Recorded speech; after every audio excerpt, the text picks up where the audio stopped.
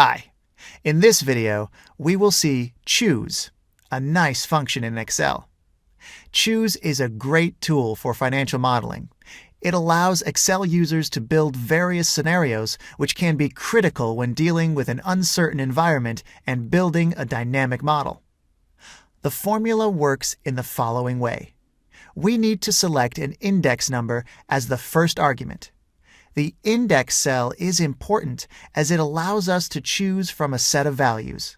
The other arguments of the formula are the actual values from which we will choose based on the index number.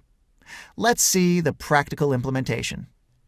We have a table with 3 scenarios regarding the development of revenues in a firm. There is an optimistic case, a base case, and a worst case. Let's type the choose formula in C4. Its first argument, the index, will be the cell I4, which is currently equal to 1.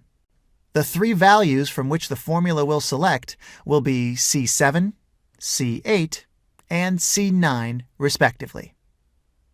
Okay, so we are in the optimistic case for 2011. If we change the value in cell I4 to 2, then the base case will be selected. If we change it to 3, the worst case will be selected. Pretty nice, right? Let's copy the formula for the other years. Please note that the index number is fixed and is the same for all of the years. The choose formula allows us to change the revenue figures for all 4 years contemporaneously.